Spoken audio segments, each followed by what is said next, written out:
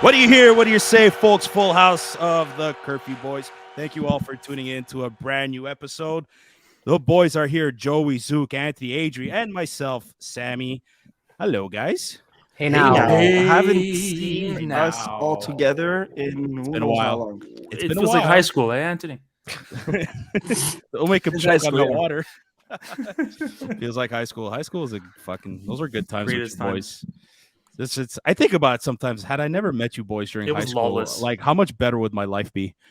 We would A be lot like, better. I don't know. we would all be the CEOs of some company right now. Oh, so it's my fault that you guys are fucking bums? Is that what you're Zook, saying? Yes. Zook, Pretty we're now E now CEO of the Curfew Boys podcast. That's so it. There you go. You got to I start love it it. somewhere, I man. love If no it. one's going I to give love you it. It's great to see your faces, guys. Adrian, I love the jersey in the background. Zook, you're wearing the Team Canada T-shirt. I feel Fucking- Canadian tonight. Do you? I'm repping them. They're not playing today, so I can support the days they don't On play. the days off.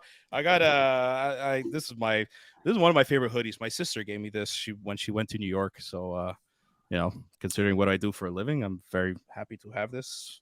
Hold on. There's the logo. Love it.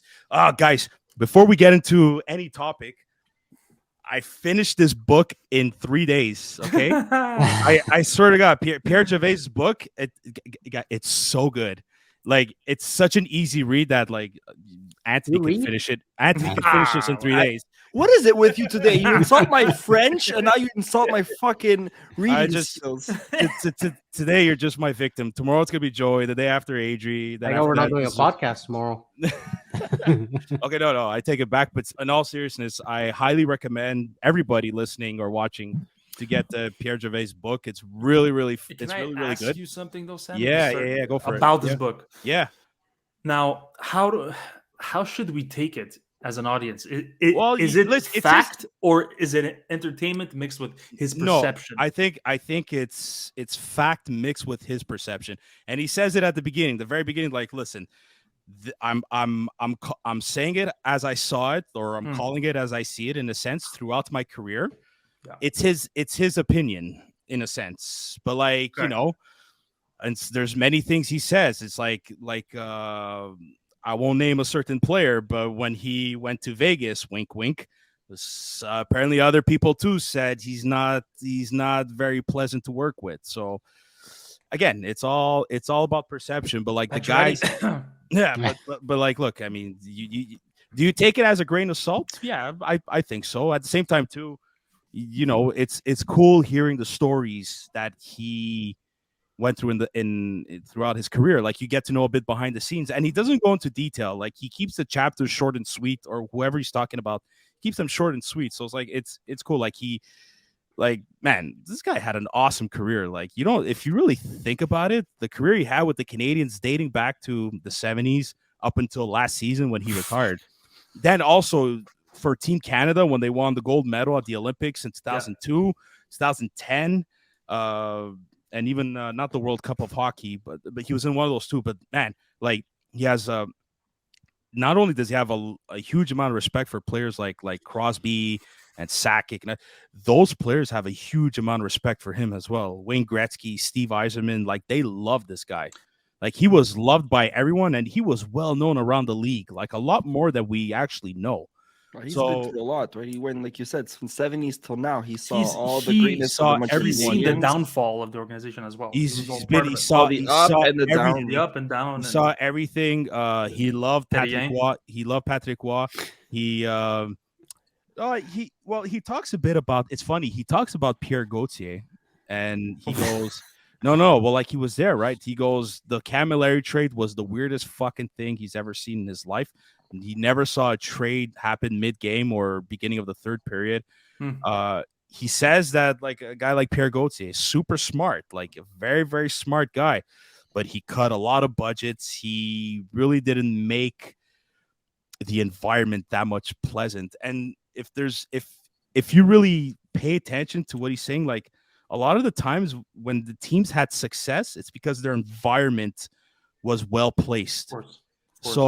So that's why it didn't work for Ducharme, but it worked for guys like my God, Jacques Demers, for instance, because Jacques Demers instilled confidence in these guys from the very get-go. He was he was fair but strict, but yet he respected everyone and made sure that they knew they were capable of playing this game and winning. But then you go back to when they won the cup in '86, when Patrick Roy was a rookie. He talks about how the players, they didn't play for Jean Perron, who was the coach at the time. And he's saying that like nobody liked this guy, but yet they were led by Bob Gainey and Larry Robinson. Like Yeah. they played for those two, and those two guys were the two pillars of that team. Sort And of- it's if you're gonna say this, Zook, it's sort of like when the Canadians went to the Stanley Cup Finals. Spot on. For Weber and Who was Price. right about Hey, that, Sam? Not only Weber You, Price, Joe, and, Joe, but you were no, they no. So the Perry. big leaders, the big leaders were Weber, Price, and Corey Perry, and Perry. apparently Josh Anderson too had a had a big role in there too. even Jordan, not Jordan Stahl. He didn't mention Eric Stahl, but I'm Eric sure Stahl. having a guy like him helped Yeah, for man. sure. That so He's so a yeah, pedigree champion, right? it's, So it's the like- dude, it's the exact same. Like they had that belief amongst each other. They respected Luke Richardson, like Joey said once. But Well, yeah, you no, can just see it the way they play, right? Yeah. Mean, I thought it was obvious. They would just you need a better balance and of then- both, though. Like in my opinion, to win Oh, the true. champion, you need a balance of that mixed with a balance of your leadership. And dude. I'm so happy you said that word balance, and we're gonna get to this later today. you because need a mix of everything, Zook. Really, I Yeah. just want to step in to say luck, talent, But balance, everything, skill, luck, you know what I mean? well, exactly. Passion, Of course. motivation. Yeah, It has but to be perfect. takes a lot. just put a pin on that word balance, okay, guys? Because we're gonna get back to that What's later. it in French, Sammy? Just remind me. Équilibre. Équilibre. Oh, I thought you were asking the title of the book in French. Le cœur du vestiaire. I think that's the book. But anyways, all that says, guys, I highly recommend you get this book. It's available everywhere. I bought it at Chapters or Indigo, or whatever the fuck it's called. Why now. bother? You just explained the whole book. No, I just stop being lazy. Do something educational for once in your life. Adrian. Really? We're gonna go Forget down it, that I'm fucking switching. road? I'm Ooh, switching going for. down that road. Oh, I'm switching okay. from Anthony to Adrian now. But hey, listen, guys, Sounds it's, good. it's that time of year where I think the fucking gambling degenerates are coming out for the NFL playoffs. There's two of them on. I lost. You Of lost. course, you're gonna lose. Yeah, I lost one fucking field goal. Excuse my language, but yeah, By one Use field your goal. language. one field goal. Ravens, Bengals. I had won a few $100s. I needed one field goal by the Ravens, the best kicker in the league. But that's how betting works. Yeah. Anyways, that But- was but- my betting for the weekend. But which team do you think could go the distance?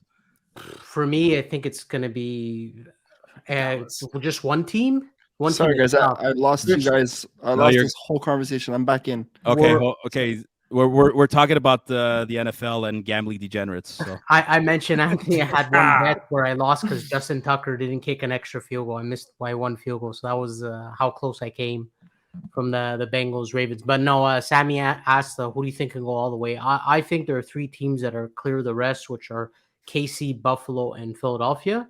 But it's playoffs, so you never know upsets. You can never know happen. what's gonna happen. Like look It's at hard to predict.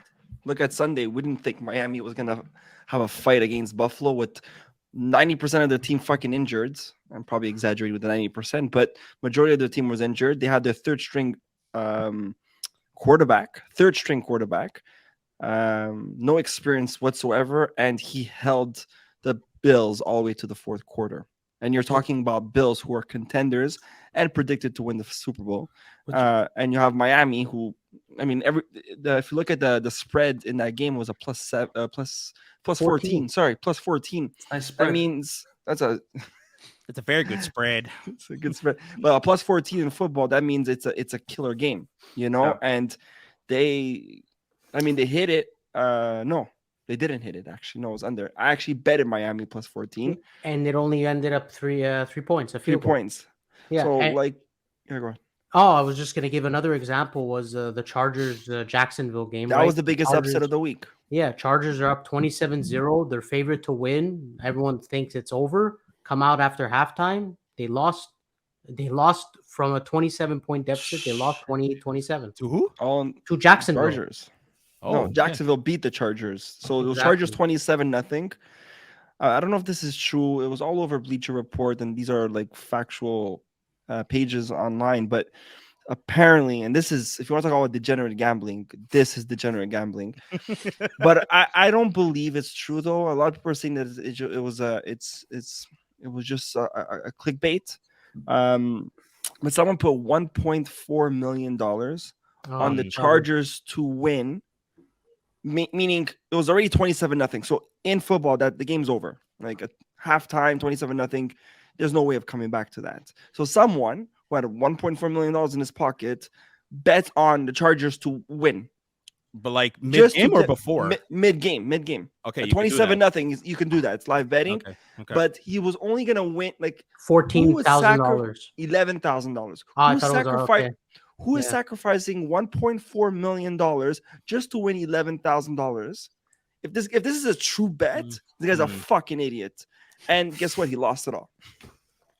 If it is true, I think it's just somebody being wealthy and they just have money to burn. Or maybe they Who was were. pocket change? Maybe he was betting with someone that. Oh, I bet you can't bet the $1 million for like just two rich motherfuckers. You right? never know. Hey, Pure listen, degeneration. pure Degenerate. But it's to explain the You're unpredictability. Illuminati. No, football is one of the most unpredictable. Like, yes, there's odds, there's like you predict someone can win, but it's Any Given Sunday. If you guys watch that movie, Any Given Good Sunday, fucking movie. that's what football is. Anything can happen. It's science. One That's play all. changes the whole game. That's what it is. Like That- you cannot predict football. I would It's listen. ridiculous. I would listen to that Al Pacino speech before my games in hockey. Like I know it has Yeah, nothing to me do with too, hockey, growing but up. like I would listen to that speech and it's like I used to listen to I that can't speech. do it for you guys. I'm too old. I'm too fucking dumb. I remember Montreal, Carolina, the year that we lost. Which one? The Saku Carolina Koivu's- won the cup. The Saku Saku with the eye thing. Yeah. Koivu's eye Oh. removal from Yeah. fucking Mr. Game I 7. used to listen to the Al Pacino clip every before every single game, every single time. But anyways, back to football. Just to finalize this, so we can move on to our precious Habs, because I missed the beginning of this topic. But this weekend, wildcard weekend, was very like we all knew what was going to happen. The only upset was the Chargers, like we had said in Jacksonville, and the blowout of Tom Brady and the Dallas Cowboys. No one So- expected so- that blowout on a Monday night. So what do you think what happens with Tom Brady from now on? Fucking Joey's He's, face. I go- swear to he's, God. he's gonna still play. He's gonna come Unfortunately. back. He's gonna come back. There's a lot of rumors that he wants to go to Raiders or come back to the, in the AFC with Miami, or there's all these rumors. We'll never know. What's we'll his find out the contract? He's a free agent. He's a free now? agent. California is okay. a rumored destination because he's from there. Yeah. So Niners and Raiders are So- on his list. So does he get back with his wife or no? If he goes to California, No, that's he not gave up over. everything to lose to all these idiots. he gave up everything but- just to get a blown out in. Guys, in that's the not the playoffs. whole story. That's not the job. whole story. I'm just- Giselle I'm- cheated I'm- on him. Okay, I'm just with busting. I'm just, He likes no, I know, Did but she really? yes, she did. So everybody's saying With that the there was an trainer or whatever. with the trainer. She's dating him now live. Yeah, I know. like What's her name So- again? A week Giselle. later. Giselle Bundchen. a week later, Fucking after putana. divorce, she's with her Jesus. trainer. Like, I'm sorry, but the whole rumor Is that he going gave an on, then? ultimatum is it wasn't it was a medium clickbait, a media clickbait of saying, "Oh, the wife gave the husband an ultimatum and he went back." And no, it What's wasn't that. What's that voice? I don't know. The wife gave him an ultimatum, and listen, if you don't play football, you might gotta go to Stop. work. we should No, do a special episode just on drama and gossip. That's all to talk about. But Tom Brady's coming back. I don't know where he goes. You know what? You should go to Patriots. So I can was just, I I can hit would them all want in one place. No, I'm serious. I think he's gonna come to the CFL and hopefully Not they'll right try now. out what? Not now. No, no. doesn't One- seem Is like he- it's happening. he's not going to end his career and his legacy the way he ended on a Monday night against Dallas Cowboys and losing the way he lost. Yeah, but you really think? Yeah, but what's left for him though? Honest question. There's What's, nothing. what's- Nothing's left. He just likes to Like- play. He wants to prove to the world that at his age, the way He's he's, like Tiger Woods. training, his training methods, I can still play. And you know what? For people to say he has no juice, guys, if you watch the Monday night game, and Joe, I know you hate him, but just watch. Shut if you the watch fuck up that and game, listen, Joey. okay, Shut the fuck up. he still has it in him. He just didn't have the players, but he almost came back in the fourth quarter. Those 2 touchdowns back to back. A bit more time. That Mike Evans Hail Mary, he missed it. If that was gonna get a fucking touchdown, that's 21 points in literally 5 minutes of play. 5 minutes of play, 3 touchdowns. It was only 2, but could have been 3. The guy still has it. He just didn't have the players. He still has some juice in him. He's coming back for 1 or 2 more years at another team. We'll see. Rumors is also he wants to come back to the Patriots to what's it called? Shadow Tom Mike Jones. I don't know if that's true, but if he does, how do you feel about that? It's not gonna happen. you want to know my true look. Yes, I want to know. That's why I'm asking. As a player, Mm-hmm. the guy has talent. I'm not going to shut on that. Mm-hmm. What he did leaving the Patriots, Mm-hmm. we'll never know the backstory. Mm-hmm.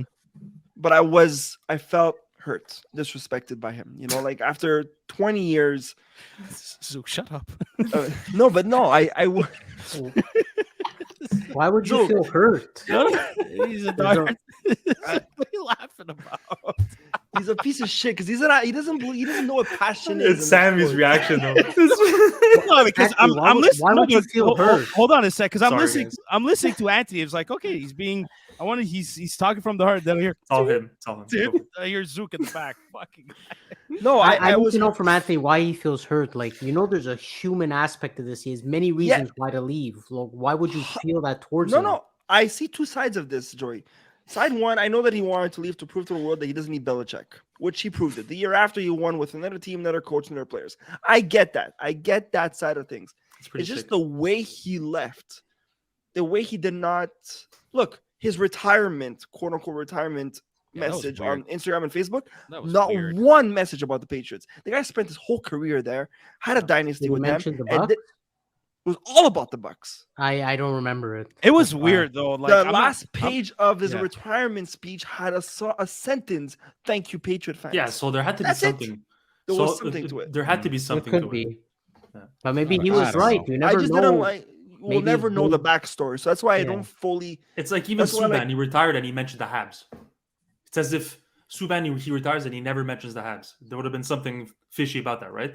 So as Brady retired and he mentioned nothing about his main team, So his main team, the dynasty, the 20 years that's there. Very good point. The team that made him, basically. Yeah. Exactly. Sure. So that's strange. So to answer your question, would I be mad? Again, because I don't know the full story. I see every side of.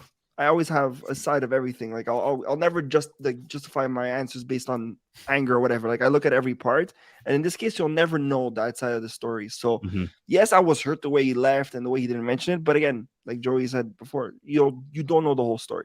Anyways, let's get to the Habs. But recommend predictions, Joe, and whoever else wants to predict who's going to the finals. No, it's too tough to say. I'll go KC, Phil. I'll go KC. I want to say Philly, but on paper, like if you want to talk odds and all that crap, and without thinking of any given Sunday and anything can happen, it's Bills, San Fran. Those are the two hottest teams. I'm gonna say KC, San Fran. I think KC has a little more. No, but it's KC's defense and red zone. No, KC's red zone and defense has been shit the last 5 weeks. What I saw, another KC San Fran finals again? Yeah, it could happen. I hate San Fran, so I don't want to see it. Like we're the rivals, obviously, but it might happen. But KC, they're a bit different in the playoffs, Anthony. I don't know what the Bills showed me against the Dolphins. I think KC, but that's okay. So again, the Bills have been trending in that direction, and they've been a little bit up and down lately. I agree. They've been up and down. So I do see. Look, I see like on paper from the beginning of the season. If you want to look at that specific team, it is a Bills San Fran finals. Those are the hottest two teams in the league. But now, if you want to talk about, he's fucking. If you guys want to talk, I'll finish this up. If you guys want to talk, you shut up, you. Oh, there's some personal. If you want to predict, if Cincy beats the Bills, okay, Cincy's going back to the finals. That's a good prediction. I can see it. Joe Burrow knows how to win. Are you betting on that? That's the question. I'm not betting on anything for future. Maybe I would. Like he doesn't have to face the Rams again, so maybe Joe Burrow, will do better this time. Okay, let's get to the Habs. Now it's the perfect moment to get to the Habs. That's how we do it. The moment you say Rams, you fucking change. Lose all credibility straight to the Habs. Our head coach is coming back. The future Hall of Fame head coach. That's all I cared about. Marty St. Louis, baby. Just know that head coach. Louis St. Martin. Louis St. Martin. Exactly. Habs beat the Jets by final score 4-1 on Tuesday night. 2 goals by 2 goals by Evgeny Dadonov. Mike Hoffman scores 2. Daddy Yeah, Dandanov. and Josh Anderson gets the 4th. The boys came to play. Some say Winnipeg didn't show up, but I think you got to give full credit to the Habs. They showed up too. They came flying out of the gate at puck drop. I don't agree with you saying that they didn't show up. You know what messed them up, and I'm sure you've noticed the whole game. Who was that one player that really got under their skin? Monteambeault. I think Jack Guy a little bit, but I think he was in. What's his name? Not Connors. Who's their tough guy? Laurie. Adam Laurie. Yeah. That guy. That was a great every fight. shift he went off the ice, he was pissed. Yeah. And why was he pissed? Because of Jack Guy. And that's that paradigm shift, Zook. That you said. That's what I'm saying. No, but I'm saying that type of player could turn games on their head, right? So that's why if you piss off one player, it messes the whole bench, right? So it's a fucking. It is a mental game. It's a smart move on Jack Guy last night because the Habs really dominated after a certain point. Sam and whoever else, maybe you can fill in. I didn't watch the first, maybe halfway. I got home about halfway through the game, so that's when I started watching. As much as everyone knows my stance, they took it to Winnipeg and Monteambeault. I don't know what the fuck this guy went from last year to this year. I want to talk about him. I do. Yeah, go for it. We're gonna get to that press conference of what Kent Hughes said, but. Joe, perfect. Man, he played like an NHL goalie. Like, do we have one? Maybe not a starter. I'll never. He still doesn't convince me enough to be a number 1, but a hell of a number 2. Yes. No. Yeah, right. But he's not a number 1, Sammy. Not yet, but he's because he has lack of experience. Add more. Look at the way he's playing now. You give him a bit more years, that could be. Forgetting. I always think he's a little older. He's not. For an NHL goalie, he's 24. He's not. Dude, that's young for a goalie. Young for a goalie. Shesterkin made it big at the age of 26, I believe. Correct. Zoop, remember, the goalie, but goalies' projection and age are always pushed back a bit because they're later to develop, but they can also last longer. Got it. So 24 is very young for a guy like Monteambeault. So look, you got to ask that question because the way he's playing now compared to the way he played last year is night and day. Oh yeah, he's definitely progressed. There's no denying that. And listen, the reason why the Canadians won certain games, I'm echoing a little bit, huh? Okay.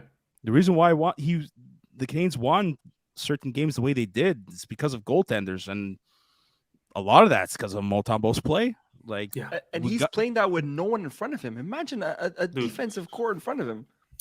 Or even our core that it's going to get better with experience. That's going to get exactly like he's playing with look, they're all rookies on defense. He's playing with nothing. And look what he's doing. And the good rookies are injured too. I liked what's his name? Jesse Ylonen. Jesse Ylonen. I'm impressed. I gotta ask before we finish on Monteambeault, did we change goalie coach? Like I'm trying to find some reason of maybe it's just experience, but do we change anybody in terms of developing our goaltenders or a different way of either playing or preparing for games? No, right? I don't think Sean Burke is part of the organization. Yeah, I think he's gone. No, it's not Burke. Last I remember, Marc Bergevin appointed was Eric Raymond once he left. Okay. Yeah. Is it still him? Yes. Okay, so I don't know. I thought maybe there was some sort of change because. Well, it was until last year. Like this year, I'm not sure. Didn't mention shit. Because just with progressions in players and goaltenders, I mean, the way I see it, you can see slowly getting better and better. This is not going from, getting a little better each year. This is like going from absolutely shit. Trash. He was trash last year. Let's be honest. To saving Montreal's ass with like 30, 40, almost 50 saves a game. Well, the game against the Rangers on Sunday, the late afternoon Sunday game against the Rangers, he was excellent. He made 38, 39 saves. Yeah, exactly. And this against guys like you're up against Zibanejad, you're up against Panarin, you're up against Kreider. Some guys, I guess, when you just figure it out or when just clicks in their head, that's the way I look at it. I don't know if it's that, Joey, but I've been noticing the last month, I would say, they're making the goalies, like the Habs, I'm saying, they're making their goalie get the game a little more open. So there's less screening, I find, which means, like, I don't know if that's the D trying to open up the lanes. Yes, they're shooting more, but he could see the shots versus 4 fucking players in front screening the shot and then it goes in, which was the case last year. Those were the type of defensemen we have. So this is maybe some of the shifts we've seen, like a Weber, Edmondson, Sherrod. Those are more guys that are gonna collapse. Yeah, they're like, Savard is one of them, one of those types. They're gonna collapse down low, block everything, try to get in front of every puck. so they don't have that anymore. Yeah, they do. It's a mix. You have more guys that are faster on their skates, maybe better perimeter rather than in front of the goaltender chasing the puck. So there's a lot that factor into it. Factor in. I believe he's a lot more confident than he was last year. He looks a lot more. I think his tracking of the puck is a lot better, and therefore his movements make it easier for him to make that save. Yeah, it definitely looks that way, at least in my point of view. Do you think Florida could still use him the way their goalies are playing? I mentioned Florida because that's what kind of gave him up. I mean, he's probably playing them tomorrow. Look, he's today in the conference they said he's not in the trade block. Okay, he's not a guy he's on the. So the question was like he's on the no trade list, and you would never expect that, right? He'd be your number one guy that you would want to trade. But first of all, I mean, we do need a goalie, right? We've been saying this almost every episode. That's what we lack and this and that. But he's been showing signs that I don't want to jump the gun here, guys. I mean, he is getting better, but I don't want to say he's our future number one. But he's going the right path. He's going the right direction of proving that he could be one. He is. At experience and at a team in front of him and his age, he could be a good number one. Now, that being said, I mean, I wouldn't get rid of him because then you're going to start over again. And 2, who's going to want to pick up Monteambeault? Like, trade deadline is someone who wants to contend for the Stanley Cup. Who's going to want to pick up Monteambeault to contend the Stanley Cup, right? There's nobody. So I don't see him gone this season. No, but I don't think he was ever. I don't think he was ever part of a trade plan to begin with. He never was, and not the way they signed him. I don't think so either. So I'm hoping that Anthony, you're right in the aspect that he trends upwards, progresses, keeps progressing, shows the potential. And listen, if he's not going to be a number one, he could be a fringe starter, and he could be, if all goes well, he could be that type of goalie, Anthony, that you said, like, we don't need a superstar goalie, but just good enough to make not only get us to the playoffs, but go through it. Being hot at the right time. Guys, and also remember we've been spoiled with Price playing so many games and doing everything for Montreal. A lot of good goalies, not Price's level, or not Shesterkin, or but that we said that level. You're going to need a good number 2. So a fringe starter means you're a good number 2 at least. So if we get a number 1 or he becomes what, you probably need 2 good goalies, and you go with, whoever the hot hand is. The playoffs. Colorado did it. Yeah, I mean, it worked, right? And it's working. Look what they're doing in Boston. Boston doesn't have. They're not big goalies. Linus Ullmark he's a decent goalie. 6 goals a game. Say that again. It's like Boston scores like 6 goals a game. Like they've got the team in front of them. But the defense. I mean, obviously is helping. Sam, there was some insane stat where I think Boston gave up 40 goals the whole year, or 40. They're between 40 and 50. They're on another fucking planet. Those and Montreal. Them, it was the whole season, and Montreal was the exact same goals. They said about 40 to 45, but us, it was in like a month, and them it was the entire season. So I was like, wow, they're really on another planet. They're far ahead of every team in the entire league. Anyways, we can go back to our goalie situation. Yeah, but you said it, Joey, and we said this many times at the beginning when we were concerned about Price. Our fan base and the whole Montreal Canadiens, we were spoiled, very spoiled, with a Carey Price. No team had a Carey Price for generations. We were just very lucky that we had a guy who carried the team on his shoulders, who was our number 1 player, the heart and soul of this team, and the guy who would win his games. Okay, and we've always depended on him. We were building a team around him, which was something wrong to do, because now we're paying for that price. We're paying that price right now. No pun No intended. no pun intended. Yeah. I said him. I was like, what the Yeah. hell? Price is But- right, bitch. But just to say, we were building a team around him. Now that he's gone, everybody's freaking out that we don't have a goalie, the right goalie. But again, we're not going to get another Carey Price. So we need to focus on someone like an Allen or a Monteambeault who could be a good experienced goalie that could win his games and get that hot hand at the right time to potentially win the Stanley Cup. Because I'm telling you right now, listen to all our listeners out there, you're not getting another Carey Price ever again. But it's not what we need. That's not. I know. Where We you're don't going to need. become a champion. And to be honest, if you do get another Carey Price, you might put yourself in the same trouble because a Carey Price needs to get paid, whether or not you like it. That type of goaltender needs to get paid, and when you do that, well, that's where the salary cap comes in. You're not going to have that for the other talent you have on your team. You're going to have to remove some of the talent in front of that superstar goalie. So we get the right goalie with the right team in front of him. I think that's the recipe for success. And maybe Monteambeault, I can't believe I'm saying this. Maybe Monteambeault could be one of those players. I mean, I can't believe you're saying this, Joey. What fucking Twilight Zone are we living in? I don't know if I'd rather see Dadonov score 2 goals or hear you talk about Monteambeault that way. Sam, I listened to because I knew this was gonna come up when we decided to have the episode. I don't remember which one it was. I listened to there was Monteambeault either in the title or one of the clips. Like, let me listen to a part of this episode. Okay. We shit on Monteambeault so much. We did myself. Well, yeah. I was like, oh my god! And now I'm talking about him being like, at least a serviceable player. Like, that's a huge improvement. But let's be fair here. Who here amongst us expected Monteambeault to play the way he did?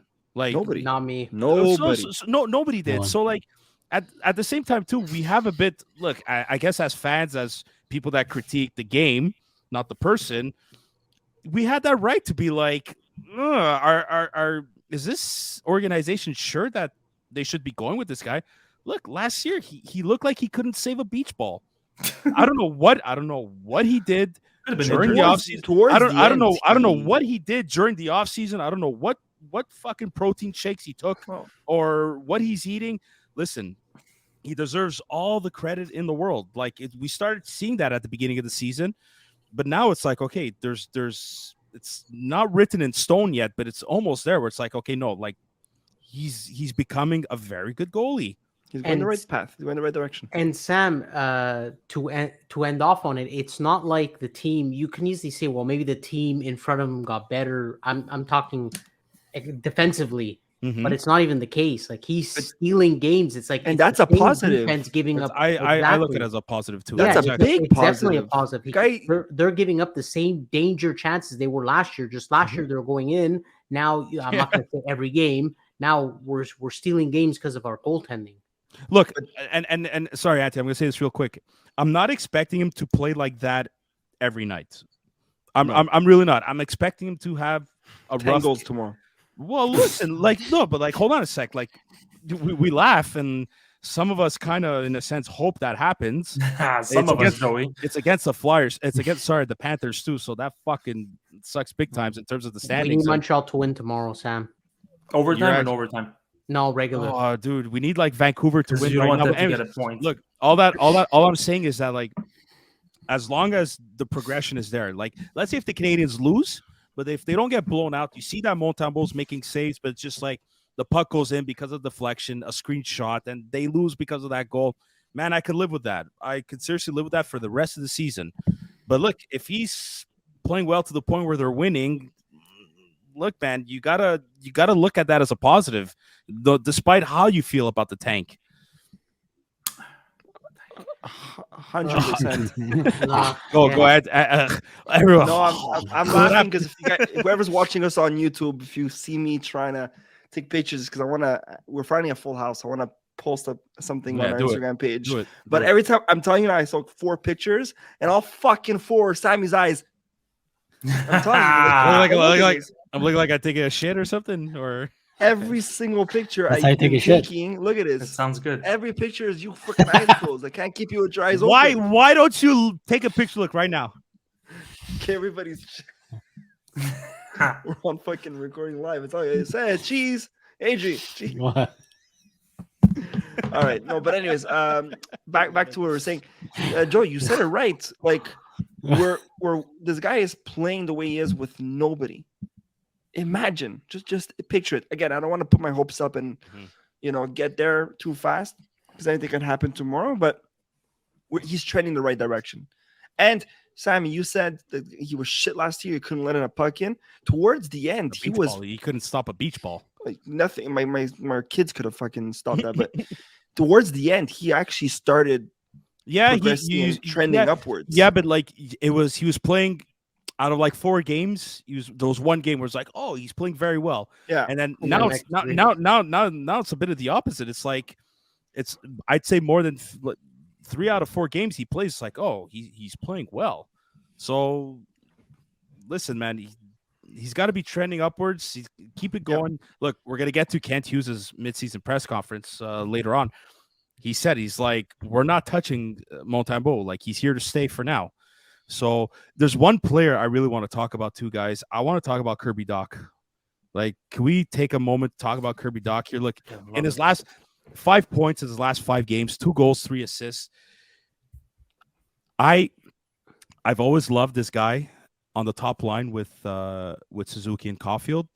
I still truly believe he should be there, considering the injuries, which is what the title of this episode is: injuries and balance.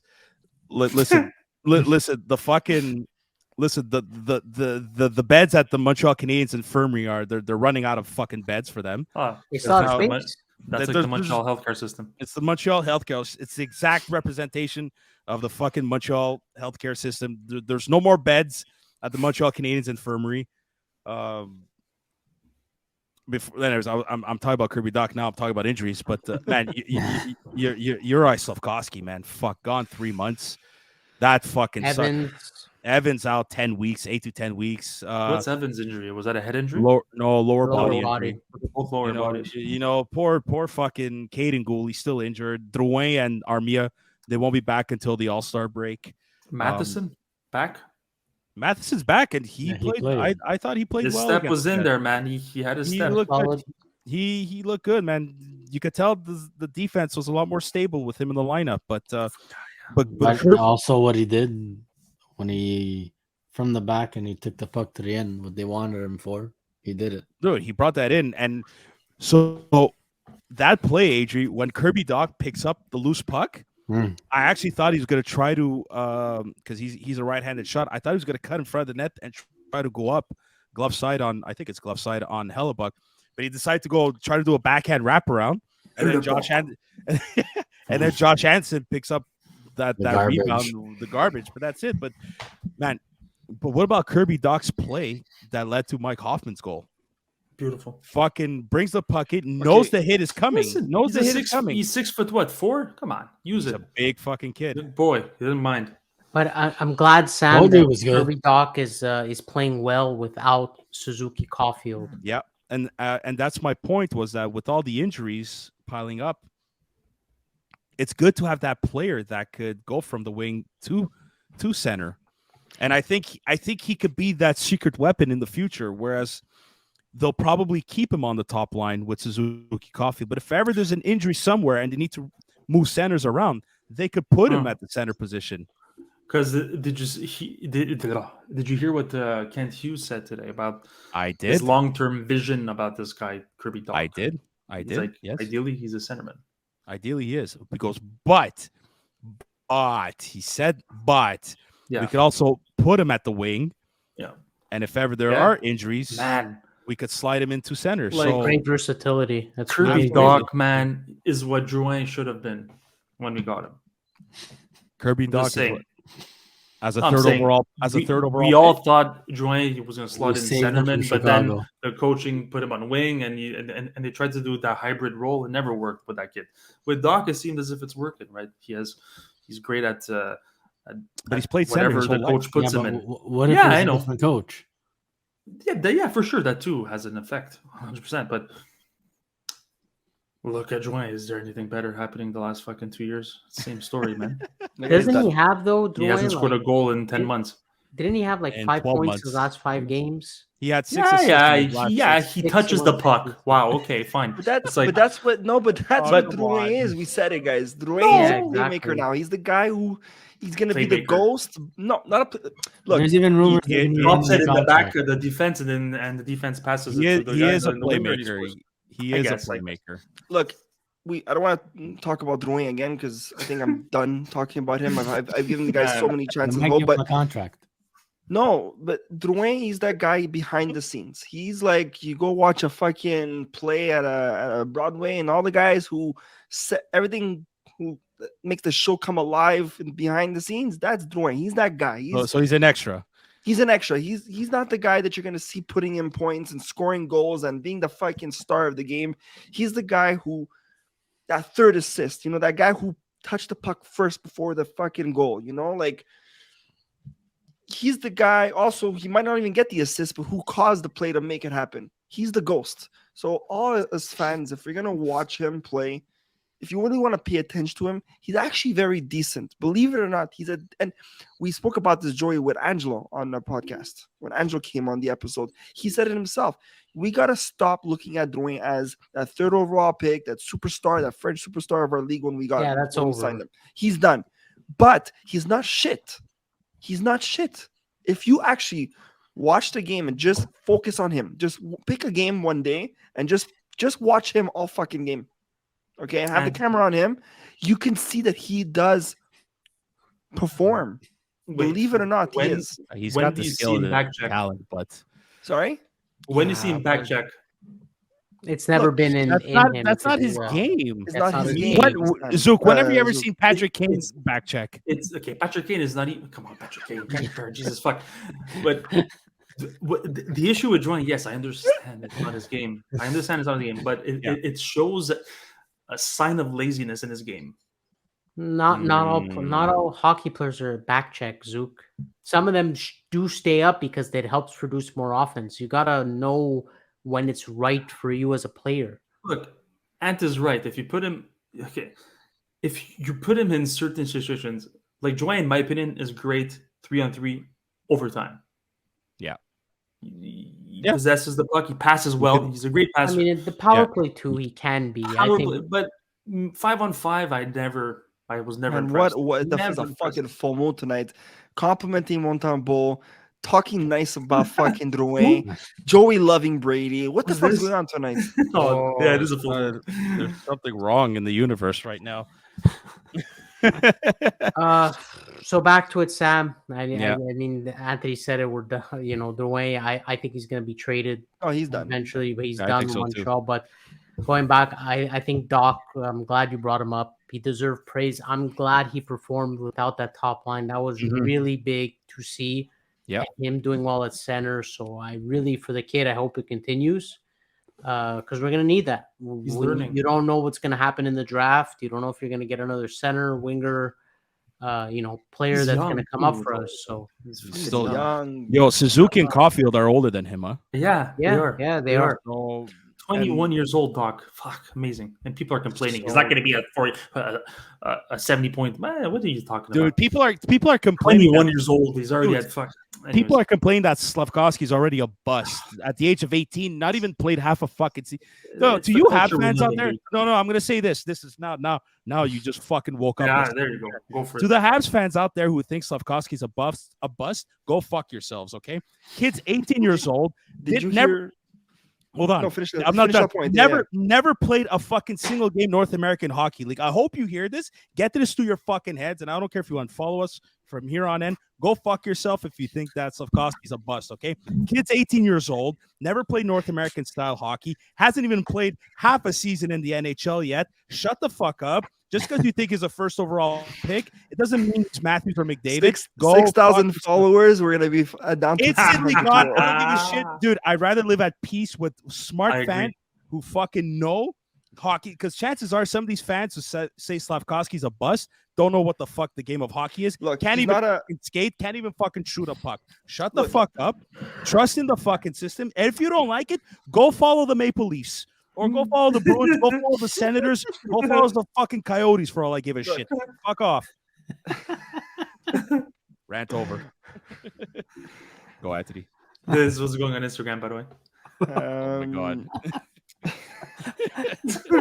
Fuck, man, Sam, that was good. That was Thank good. you. Thank you. To all our I didn't prep 300 for that. to all our 300 followers as of tomorrow morning.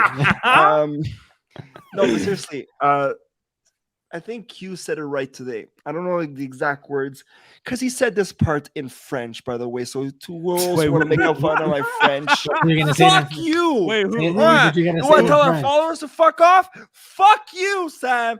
I'm joking. That's But- okay. What are we talking about? Are we talking about Kent Hughes' press Press conference? conference should about definitely All right, go, let's yeah. boom. Kent Hughes mid-season press conference. Here we go. So he did bring up. Someone asked him About his development. about his development, and he said it right. None other than the awesome Eric Engels asked him about Yes. Slavkovsky's Yeah. development.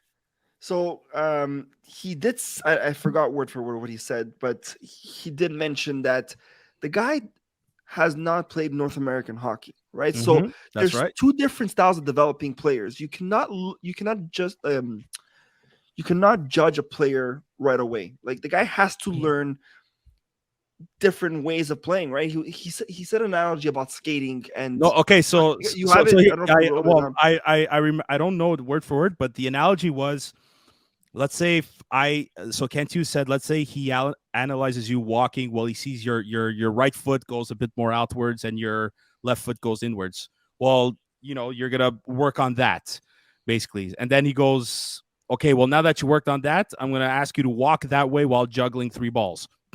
So. then- And then after he goes, okay, well, while you do that, I'm going to put you on the highway and tell you to walk juggling 3 balls without getting hit by a car.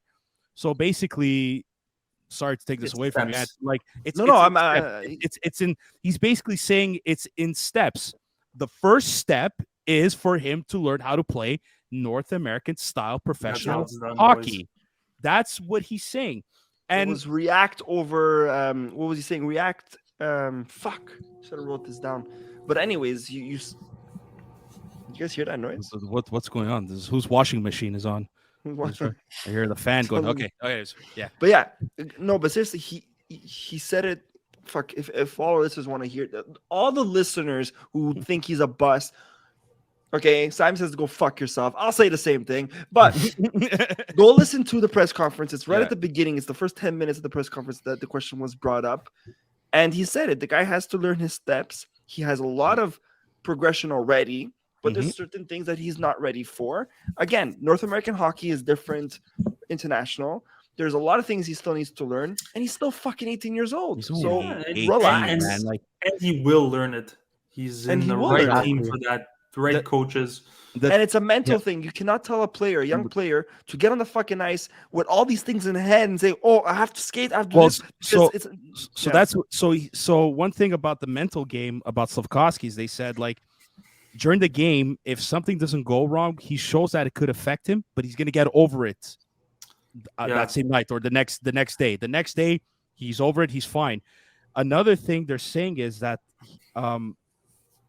the reason why they felt they shouldn't have put him in Laval, and this part I fucking love the most, is because had he had gone to Laval, what would have been the expectations?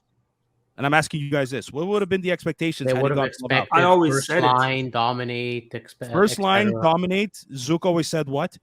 I always said that it's not a good idea to go to Laval. I always had that stance. I'm like, and I kind of agree with you. I agree with you in that sense because Joey said it: first line, dominate, score goals, put up points. If he the coach would- is a different mentality as well. Eh? The coach is not a Marty St. Louis either. Hey, hold on a sec. But It's not a Louis Saint Martin. But speaking of JF Hull, apparently he got coached by Kent Hughes in the States. But anyways, I didn't know Interesting. that, but that's interesting. So they might have the same style system more or less. Anyways, my point is that if Slavkovsky would not have met the expectations in the minors, scoring goals, dominating first line, Ruin him. then it would have ruined him. No. It would have ruined him. Fuck. Like, I'm sorry. You They could just agree with us all we want. They The were best- assessing players at the beginning of who they think that should stay in the NHL and who Absolutely. would sit down. And he had mentioned what's his name? Dude, Justin Barron is a Yeah, different- Justin Barron was, not ready for the NHL. He needed more time at the American League, and they were happy And that how he did that. good was his game last night? It was his best game in the NHL so far. Dude, He's good, you that kid, mentioned- man. I like him a lot. He's an excellent skater. Fuck. He's not great. He's not great defensively, but man, So what? the pass that he made to Evgeny Dadonov's first goal, that was He's a a good skater beautiful- too, eh? Man, like, he was he was reminds me of practically- Matheson a bit, eh? he could have that style, He yeah, a has a little similar- bit. But all that to say is that listen, Justin Barron has though North American hockey experiences for say. He played junior in North America and so on and so forth. Zook, you mentioned Jesse Ilonen. He's probably the perfect example of a player to just take your time Yeah, man. and fucking marinate yourself in the minors or season yourself. We're using fucking cooking terms here. His game has gotten so much better though, man. Absolutely. Like I think Dude. Jesse Ilonen shows he could play in the NHL. I think he's gonna stick with the Habs. Like, I think so too. More If than you certain, think. if certain players are gone by the end of the season, yeah, or even by trade deadline, he's gonna. I think he's staying with the team. Yeah. I really think he is. And so that question about Juraj development from in Kent Hughes' conference, that question and that answer probably stuck out with me the most. But I loved some of the answers he gave regarding trades of certain players. I don't know if you guys want to comment on that or saw, but he's super transparent. I can't use to his players. Yeah, he's transparent up until the point where It's something we're not the used questions to. regarding the contracts. But that's fine. But that's the agent in him too, huh? Yeah, Cole Caulfield is a fucking priority, and I'm glad he said that. But did you see his reaction? yeah. He was talking about the contract, and he was saying, "Yes, we want him long term, and we know Caulfield wants to stay here long term. Mhm. But we still need to negotiate. It doesn't just mean that we're gonna give him what he wants." That like he was talking like that, but then, he was talking very nonchalant, trying to be transparent, but very like playing the game. But the moment the reporter said, "Is he a priority?" Yeah. He's a priority. Like it was so fast and quick answer. No, he's like, yeah, he is a priority. But Kent, but even Jeff Gordon said in another podcast that it's like, yeah, he is a priority. And this was even before probably as the month of December came in. But he mentioned names like Monahan, he mentioned names like Edmondson, he mentioned names like Josh Anderson too. And he He's not goes hitting 30. Zook, I'm sorry, but you had said he was hitting 30. He's not even close. Anderson, Yeah, he's at 12 goals, but 12 No, goals. I- He's no, gonna I hope- probably hit max He ain't hitting 25 this 30. year. I think he's gonna hit You 20. never know. I hope he hits 20. okay. Speaking of transparency, and I think this was Joey's favorite part. I can just like predict this was his favorite part of the press conference, and this is fucking. I've never heard a man. We've heard general managers saying this, but never in the Montreal organization when he was talking about wins and losses. Can I say the Oh quote? my God, I want ready. Joey to say it, but it Yes. was Joey's favorite part Yes. for sure. So Joey the loves thing this. that I'll say perked me up. I'll be nice about it. Did it give you a little heart up? I spoke to Marty. We got into a point where the wins are good only to a certain point and the losses are bad only to a certain point. So that's Kent Hughes talking about the balance, Sam, your title, of the culture, and insane, also obtaining high quality draft picks. So balance, that's something, baby. He that's used that word, something I never heard before from a GM ever. dude. It's insane. Like this is why this episode's called it's- "Injuries and Balance." It Because sounds like an agent, though, right? Like that's how. Dude, it is. he's a lawyer. Fuck. he's so good. Man. He's like literally, I So almost. awesome. But as But it's long as so- look, I get the wins. You can't completely lose every game. You don't want to lose that winning. But he culture. said the players do not go on the ice wanting to No, lose. and said he that doesn't, too. and he doesn't want to You can't put a control losing that. team on the ice. Yeah. But he does understand the Culture. stakes. As long as he does that, like I'm happy. He understand what the stakes are. So and he said it to us. That a lot of people will never say it. I just hate the typical, general manager come out saying, "Oh, we'll never tank. We'll never want to tank. We're always going to play hard every game," type thing. Even like though we know Bergevin. that's not true. He came out and said the truth. I can live with that. I'm at peace. Whether we get Bedard, whether we get the first overall, I'm at peace with it. It's kind of like they want to make an attempt, But at least he's being truthful about it. Full About it. moon tonight, man. What is going on? No, This but is Sam, insane. like, What is this revelation, Joey? We're getting is definitely changed. top 5 though, so like there's nothing to worry. we about. don't Yo, know. like, With the I've- way I've Monteambeault never- is playing. We have 2 I fucking never, picks. I've never got hard for 2 men in my life in one day. Kent Ah, Hughes and Sam, Joey I'm- Palmieri in one day. Sam, Wow. I'll be. I at know. peace. Hold on. So Joe, I know the girlfriend's gone on vacation with her family, but Jesus Christ, Joe, you want to go on a date tomorrow? Like, what is this? Where do you want to I go? love- Are you paying? You're Dude, taking you me and- out? You invited me to come straight to your house. Like, That is true. Skip the foreplay. We're going straight in. Look, I'm. I'm at Joey, peace- invite him to the Bell Center again. oh, Yeah, let's go skate together on the fucking non-existent fucking ice surface. and- I'm at peace, but will I still get upset when Montreal wins? Of course, but that's two different things. I'm still at forget it. peace. At least he speaks gave- the truth. You gave me Same with the blue trade ball. deadline. He said, "Look, as we get closer, the market's going to be more active, and the door is open." He's Yeah. actually being transparent. This is what bottled all my anger from Bergevin. He just wouldn't tell the truth. No, but yeah, they're I'm not they're trading different Subban. though. Trade It's, Subban. But you know dude, what? that was awful. Ugh. Do you understand? Like, and this is why I keep saying dynasty, and why I have strong belief in this fucking organization. We keep saying how transparent Hughes is, but is he really transparent? This guy is so magical that he makes it seem like he's fucking transparent, but he has. It's a good thing. Like, the guy knows how to play the fucking system. He Dude, knows, he knows how to play all the our game, huh? He knows Do you- how to play the game. Do you He's think making yeah. it seem like he's transparent, but he's hiding so much just to make it seem like it's crazy. I love it. I fucking love So it. It is amazing. so to follow on Anthony's take, do you think he's playing the game in the sense as like, well, look, I keep hearing rumors about Josh Anderson and Joel Edmondson being on the trade block, but like, I don't know. I never heard a certain thing. Like, do you think he's playing the game, being like, hey, listen, guys, you want something valuable? I might have something for you. But Yeah, he but is. the open door concept, yeah, that's amazing, and that shows a sign. That's a sign of a leader. I was very surprised about what he said about Sean Monahan. I think he said something about 5 to 10 games into the season, where he brought him in and is like, look, there's 3 things that could happen. One, you stay with the team, we don't trade you, and then we sign you to an extension. 2, we do trade you at the deadline, and we part our ways. Or 3, we do trade you at the deadline, but maybe something could happen in the offseason where we bring you back. I it's like like the he third actually- scenario. He actually he admitted that. I freaked out. There's no GM that we've had that would like. Ever. Bergman wasn't like that. Fucking Pierre Gauthier, that fucking Salam wasn't like that. Andre Savard was never like that. Bob Gainey, half transparent, I guess, but still, I don't think he'd go to that length of transparency. Right. He just, again, you said it, transparency. He was just being truthful to the listeners. That's like Sam, like what you're saying to our to the Hab fans who call Slavkovsky a bust, right? He's just, Hey, listen, I'm gonna fucking. we're all vibing Kent Hughes. We're just saying what the truth is, and that's what it is with Monahan. You do well, we can sign you, but also you do well, maybe we trade you for a high quality asset, and then we can maybe re-sign you in the offseason. You don't do well, maybe he didn't mention that part of like not signing him at all. But you don't do well, we trade you for almost nothing, and we part ways. That's it. That's all. There's nothing more to All it. I have to say is the last 2 games, the trade value skyrocketed for many players. So we'll see what happens.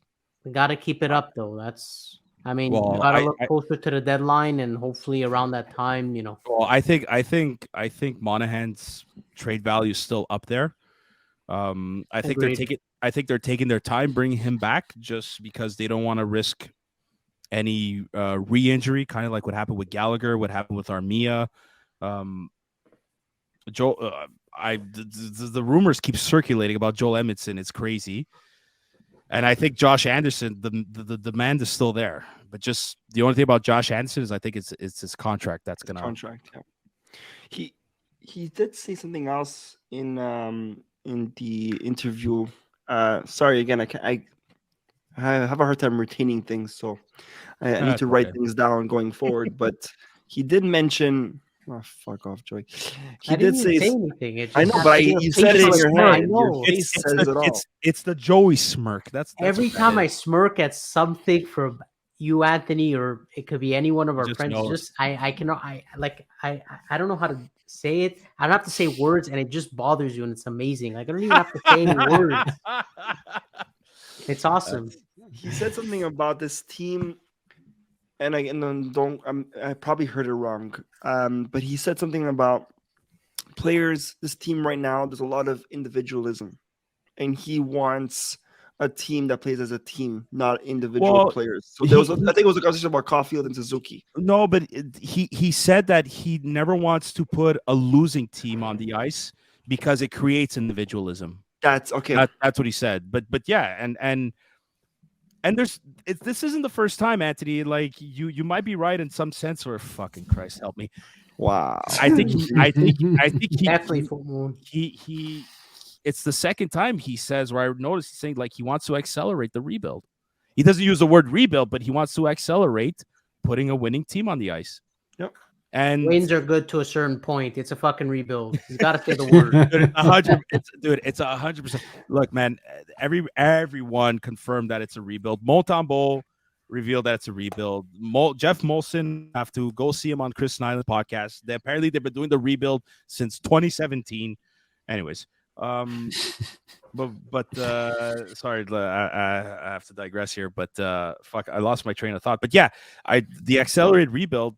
Another thing I noticed too, it's like by doing so, it's either trading for picks or trading for he wants to trade for young prospects, but again, and Anthony, I swear to God, I think you mentioned this once. It's either trading for picks or if we're gonna trade for young players, they're gonna be like the Kirby Doc type of players where they have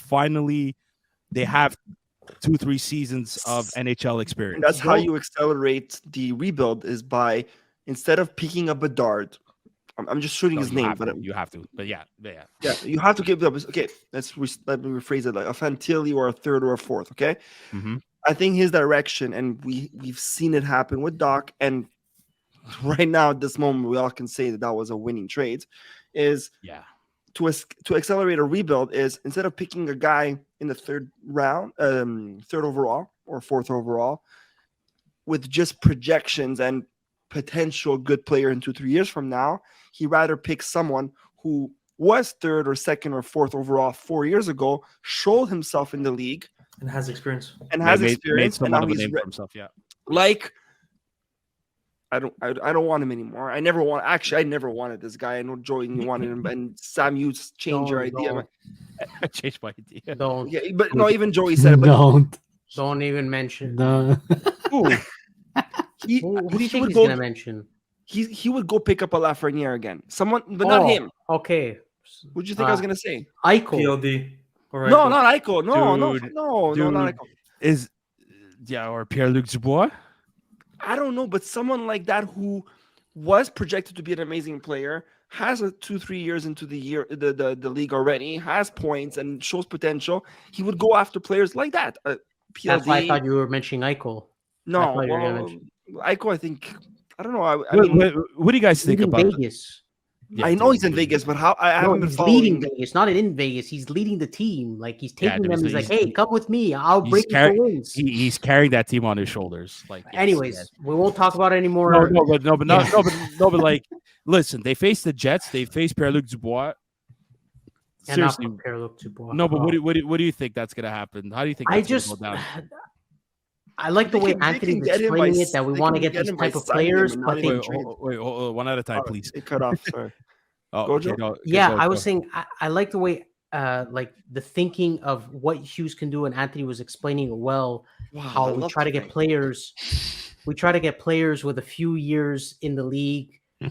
The thing is, if you're that good though, this is the opposite side of it. Sorry, I like to explain both sides. If a player's getting traded, that means there's not always something going right for that specific player on that team, kind of like Doc.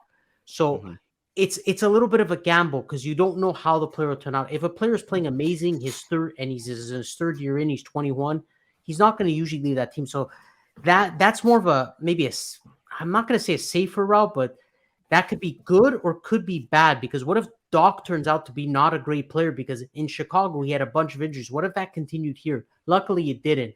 So there's two ways to look at it. And there's not as many options of teams wanting to give up on a 21-year-old that was drafted third over. There's not as many. But it's part of the risk. A very rare case that happened.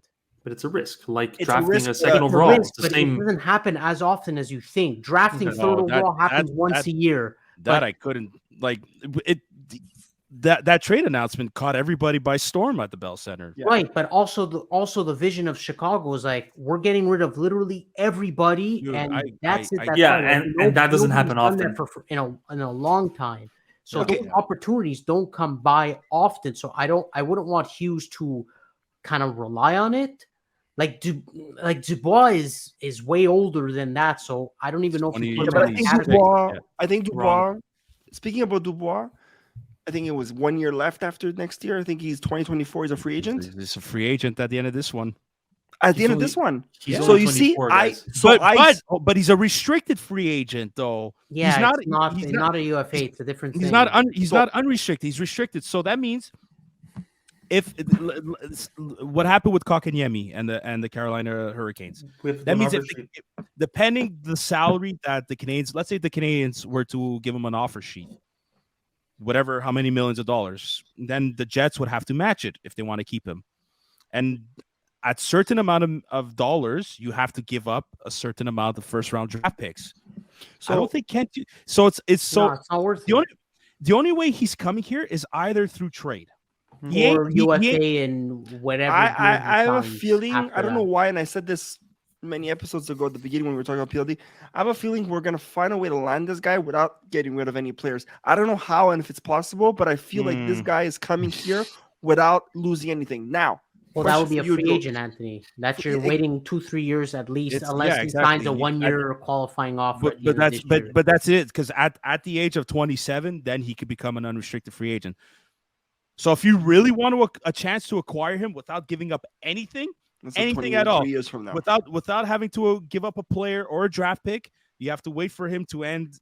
If So at the 3 year mark, the where predicted. no, it's not even a 3-year mark. The chances are, if the Jets resign him, it's going to be for another year for more or less the same 6-7 million, or give him maybe because he's above 20 goals, he probably deserves a bit of a pay raise from 6 to 7 million, just per se. Just shooting a number out there.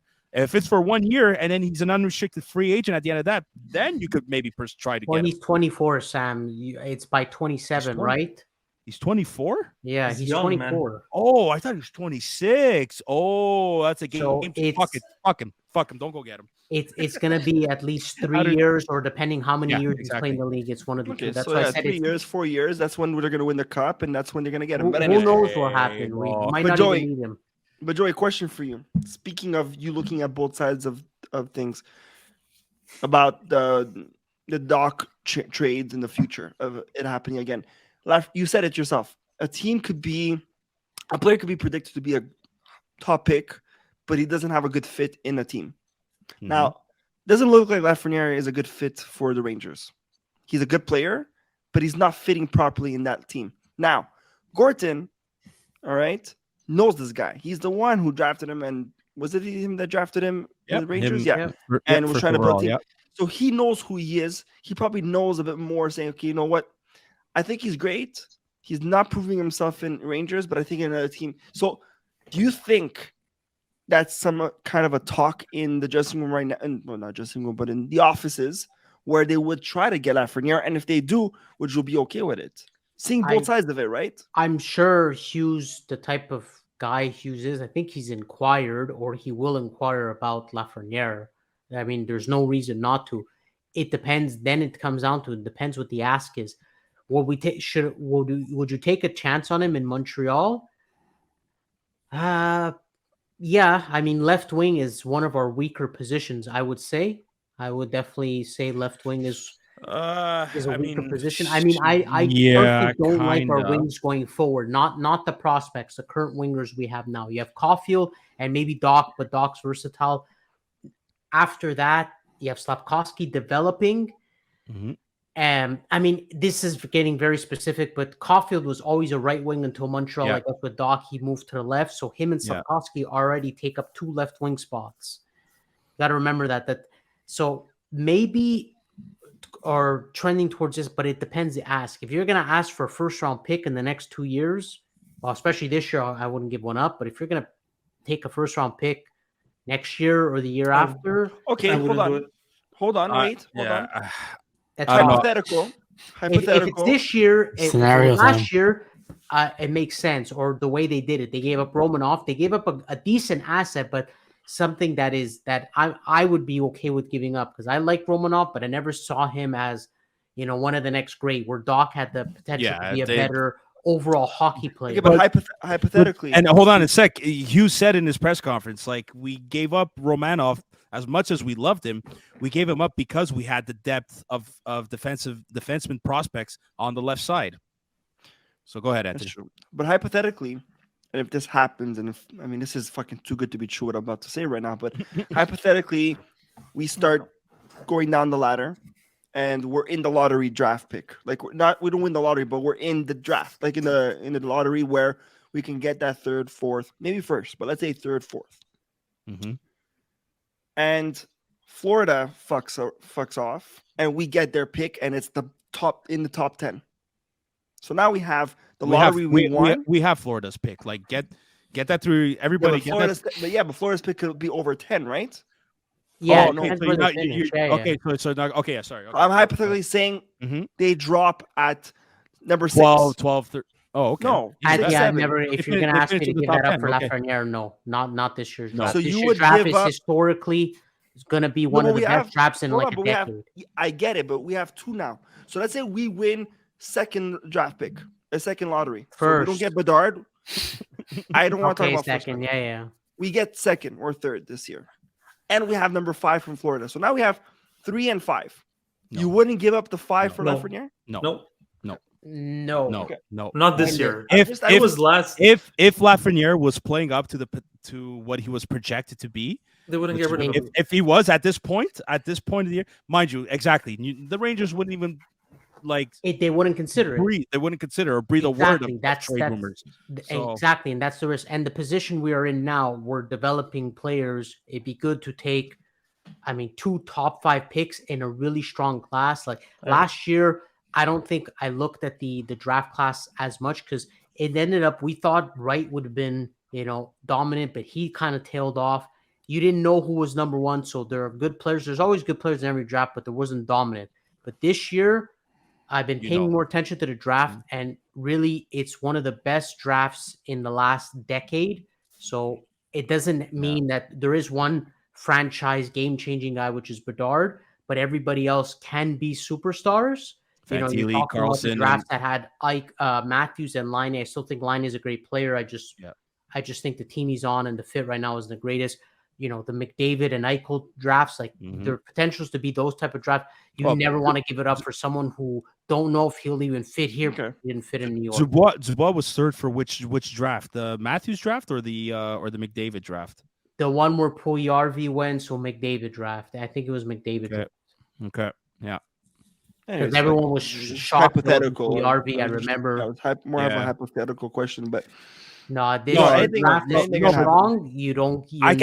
You're not giving up. And as much as I want Bedard or Fantilli, Mishkov. Well, that's it. Mishkov's a left winger, but now I saw a thing on Instagram where apparently his character is not the greatest or something like that. I don't know, dude. Leo Carlsson could be a good left winger for the Canadians also. Yeah, there's a bunch of good ones that are in there. A lot of centers that he loves to. There's another left winger that plays for the Owen Sound attack junior team. Colby Barlow, who's projected to go between 10 and 12, and he plays with another Montreal Canadiens prospect. They're actually on the same line, and they're doing very well together. So I think with both those picks, the Canadiens, I think hopefully with those 2 picks, they're going to try to address the left winger situation and hopefully the right defenseman issue. But I'm not sure if there's a right-handed defenseman that's projected to go in the top. I don't think in the top 10, but hopefully within the top 15. I know Joey's secretly checking, but look, all that to say is whenever Kent Hughes has a press conference, like you feel like there's some kind of light at the end of this tunnel. Like, it's insane. This guy knows how to speak. This guy knows how to speak, and like, fuck, if he puts together a dynasty, I think I'm gonna go over to Joey's house and show him a good time, Joe. Joe, Show him a good time. Joe, how do you feel about Cleveland Steamers, Joe? Tell me. Sammy. So, anyways, boys, I think we touched on everything we wanted to do. Like, I'm about to touch Joey soon, but Oh, man. What an episode! You want me to keep going? I think that's the sign to end it, Sam. Sam's That's a sign that I'm tired too. But I don't know, guys. What if you have anything else to add? no. I think we touched on everything. Did you guys see the Sammy more than others. Jack guy? Yeah, Video at Sportsnet? Arbor Jack, I did what? With Sportsnet? What did he do with Sportsnet? His whole interview. Nope. You guys didn't see it. Nope. They interviewed him about basically how his whole family came from basically the refugees and all that. From Czechoslovakia at that time. Yeah. Albania and all that. Yeah. And, Yeah.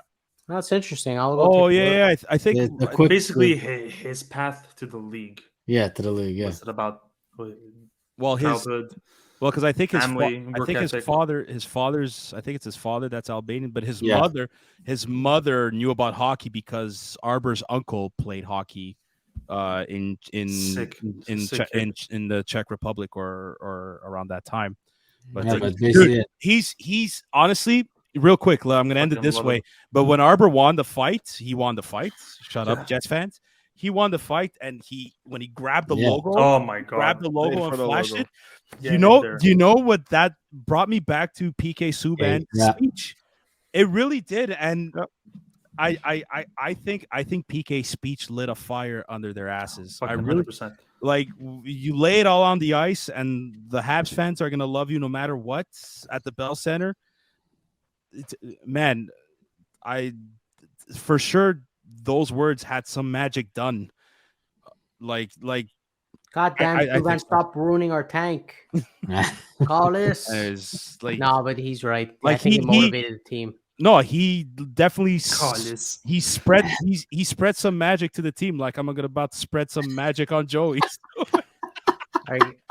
On that note, all listeners and followers out there, you can follow us on Instagram, Facebook, and Twitter. Thank God this is not the kids aren't listening to this. And if you want to see our beautiful faces, you can follow us on YouTube and subscribe to our channel. Thanks on Apple Podcasts. Thanks for closing for me, Anthony. I appreciate that because I couldn't contain myself. Joe, are you okay? Are you okay, Joey? I'm fine. I'm actually happy. I just saw Ottawa lost. Oh yes, I saw that too. So they go up against the Canadians on the standings real quick. But look, we need a win from the Canucks over Tampa Bay.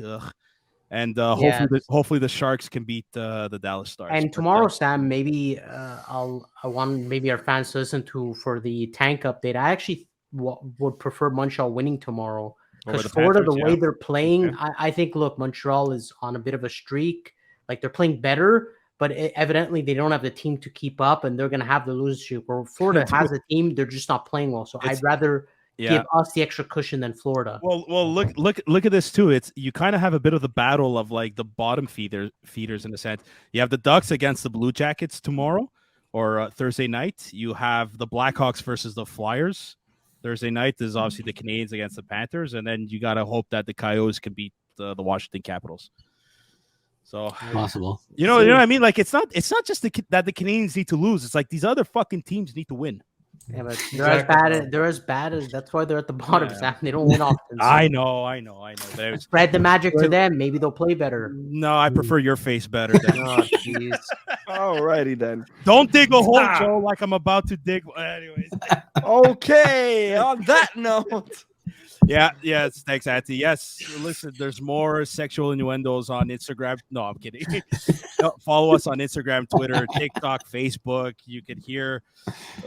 Just if you're gonna watch us on YouTube, please subscribe to our channels and hide your kids, hide your wife, or hide your husbands, hide your kids too, whatever it is. We're available on Spotify, Apple Podcasts, and all kinds of podcast platforms that you listen to. Thank you so much for listening in, Joey. I love you, boys. Love you too, Sammy. It was great. It was great seeing you all. We should do this again sometime. I'm sure you want to. And until that next time, Bye now. Good night.